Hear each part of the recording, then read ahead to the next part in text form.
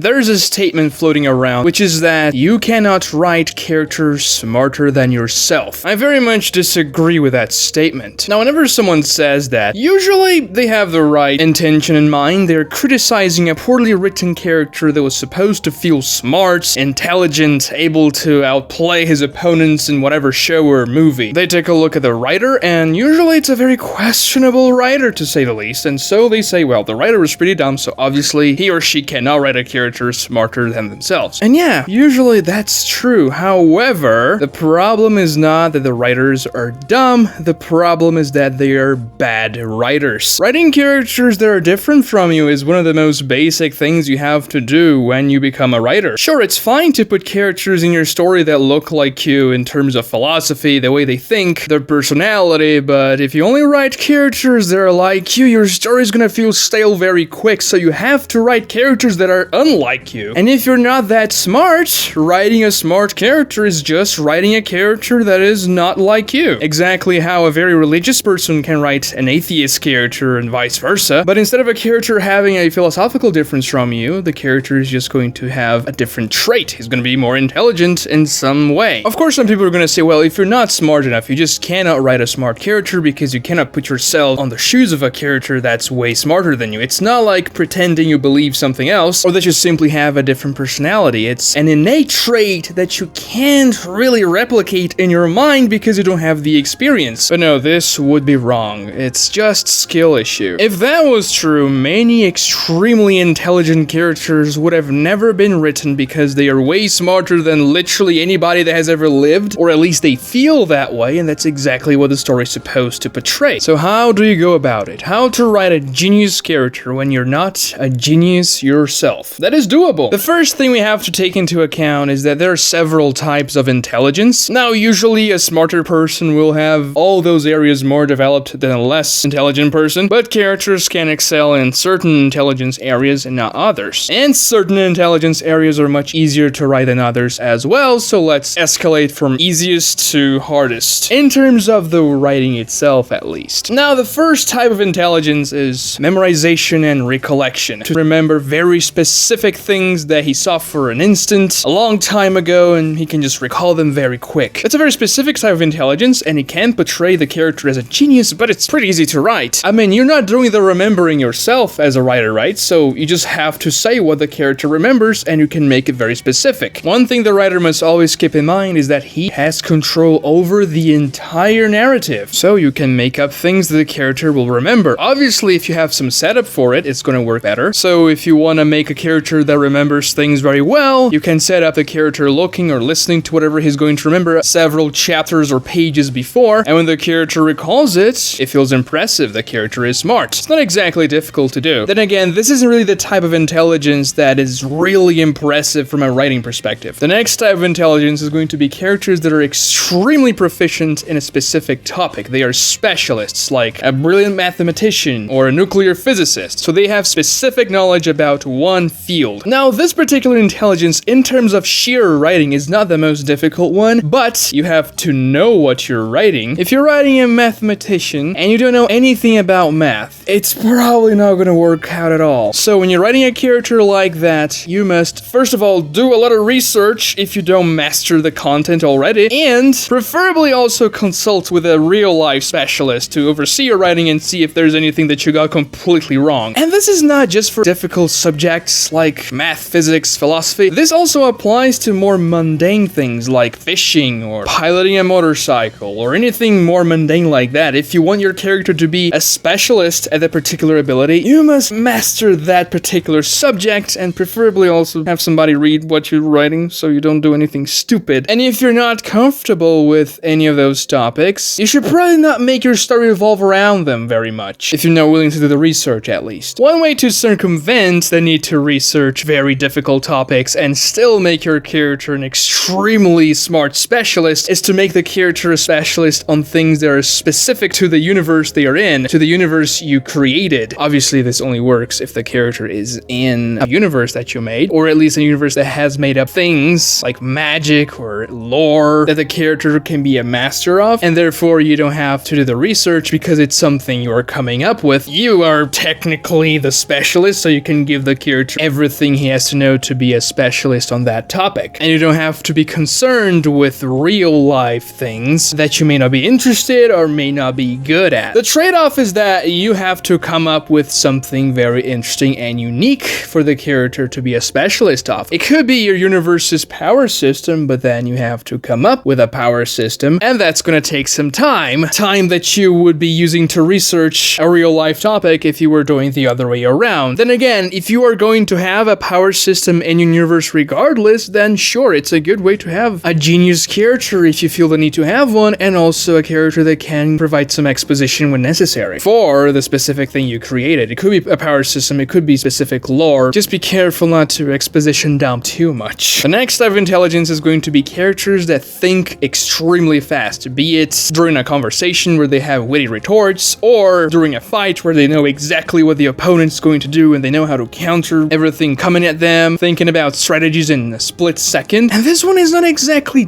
difficult, because for you as a writer, the time is not going to be ticking so fast. You have time to write what the character is thinking in a split second, and you don't have to do that in a split second. Have you ever had a debate or an argument that was extremely rough at the time it was going on, but then an hour later or so, you come with a perfect response that would essentially win the argument or the debate for you? People that think quickly would come up with a response at the spot during the debate itself, but you as the writer, even though you may not have the capability of producing that response with only a few seconds to think, you can still write the response because you're not bound by that limited amount of time. You can use the response you would come up with an hour later or so in your writing and make a genius character that thinks on his feet. During a fight scene, you can slow things down and have a quick inner monologue for the character and his thought process, and you can explain as well that happened in a split second and that feels, oh, the character is extremely quick thinking. And the next category of intelligence is probably the one people think about the most when they think about genius characters, which is the capacity to recognize patterns that are not obvious, use that to deduce things with thorough logic, and use that brain power to conduct actions which will lead to desired outcomes, planning ahead, manipulating the battlefield or your adversaries to a situation where you're going to win whatever you want to win, having plans where you use several cues that you get from the environment and from characters and develop several intricate layers of action so that your plan is going to be fulfilled successfully. And we can see that type of intelligence in characters such as Kira from Death Note, Lelouch from Code Geass, Aizen from Bleach, Shikamaru from Naruto, and this intelligence can come either in a micro sense, aka a more localized encounter, a fight, or a discussion scene where the character has to navigate a difficult scenario and make a plan, or a more macro scenario where you are moving several pieces, people, even nations into a desired outcome. And this is certainly the most difficult type of intelligence for you to write, because it doesn't revolve just around writing the specific type of intelligence, such as the character recollecting something or him thinking quickly. When you're writing that, you have to make sure all pieces come together nicely and everything makes sense. It's not something that affects only the genius character, but pretty much everything around him, and his actions are going to use and also change the environment around him and also several other characters. So because it involves so many more pieces, obviously the writing is going to be more complicated, but you do not have to be a mastermind genius to write that as well. But how to do it? Well, the first thing you have to remember again is that as the writer, you have control over everything in your story. And especially for an intelligence like that, this is going to be very important. Now, the best way to approach writing a plan like that and a character that's extremely intelligent, fulfilling that plan, is to start by the end, the outcome of the plan. What do you want the character to achieve in your story? And so you can work your way backwards. How is the character going to reach that point? And then you start to think of scenarios, of things the character would do to achieve that, of how he would manipulate the people in the scenario around him. How is the character recognizing patterns around him? What is going to lead the character to take such actions, and how are the characters around him going to react? You have to keep that all in mind, and remember, you can create those things yourself. You as the writer are not on the shoes of the character connecting those dots and making that plan. You are a god within your universe. You can put those points in the universe so your character can recognize them, and you can make a plan that is going to follow an order that you want. Now, one thing to bear in mind is that the longer the plan is, the more steps it has, the more difficult it is to write. So if a character has an absolute master plan that's spanning 50 chapters, you have to take a lot of care so that it doesn't feel completely forced, and to make sure the events that facilitate that plan feel organic. Obviously, a character can be influencing those events, and that doesn't mean it's not going to be organic, but when things happen for the sake of convenience so that your plan, well, or the plan the character has that you're creating for him is going to be fulfilled, that's when people start to point the flaws. Now, if a particular part of the plan the character has doesn't feel organic, you can always go back into your writing and write a scene that sets it up so that it feels organic. You as a writer have that capability. If you need your character to feel smart and to deliver a power play, outsmarting an opponent in a particular scene, but you don't have anything to do that, you can always go back and set that up. If you need your character to catch the opponent in a trap, but you don't know how to, you can go back and set that up as well. That's why working backwards usually works better for this type of scene or plan. Now, obviously, you're not going to write backwards, you're going to outline it backwards. Use a bullet point list and start backwards with the outcome, and then you go backwards step by step until the beginning of the plan. And one of the most important things you have to keep in mind when you're crafting a plan like that, a Kira plan or an L plan or whatever you want to think about, is that you cannot ignore cause and effect. Sometimes you get the urge to include a particular step or an action or something that's going to happen in the middle of this plan that probably would screw everything up, but you decide to ignore certain consequences of that step in order for the plan to be fulfilled. And unless you don't set up beforehand why those consequences are not fulfilled, then it is going to feel forced. Like Black Zetsu controlling the entire shinobi history from the shadows and bringing Kaguya back in the end of the war arc. Wasn't that a great plan, guys? Oh my god, what a genius Black Zetsu is. No, of course not. Kishimoto came up with the entire plan in the last second. Madara's original plan, on the other hand, was much smarter, giving the Rinnegan to Nagato, using Obito as a puppet, essentially, so that the Akatsuki would collect all the tailed beasts and Madara could eventually brought back. Obviously, I'm oversimplifying here a little bit, but there were several layers, and they were developed. Death Note and Code Geass are pretty good examples of how characters craft very elaborate plans that make sense, using the rules of those universes to craft very unique, genius characters that have their genius moments. And those steps that the character has to fulfill can include things like convincing somebody else, using their charisma, using the powers of said universe in their advantage in a very clever way, using something around them, their environment, to make the plan succeed, or a combination of everything to make the character feel even more intelligent. You just have to make sure cause and effect are very well established and you're not ignoring particular consequences that should have happened and are not exactly convenient for the story at that point. Making the character find a way around those conclusions that he doesn't want to happen will make him feel even more intelligent, and when a character overcomes consequences that you think are impossible in an extremely clever way, that's when you have an iconic moment of a character being a genius, and that's when you feel, oh, that character is a genius. So essentially what you have to do is take your time to make sure all the steps feel believable and the consequences are organic during the character's plan. And yeah, it may take some time until you get everything correct, until the plan is airtight the way you need it to work, and you can also get some people to review it and poke holes at it. Well, why doesn't that happen over here? Why doesn't this character do some other thing here instead of what he did? Wouldn't that make more sense? That would screw the plan, wouldn't it? And so you can find ways around it as well. It may take some extra time, but it's certainly possible, and obviously you'll get better at it the more you do it, so just write more. Subscribe to the channel if you haven't done so already, and ring the notifications so you know when the videos come out. Leave a like because that helps me out a lot, and watch the videos showing up on your screen for more content. Thank you so much for watching.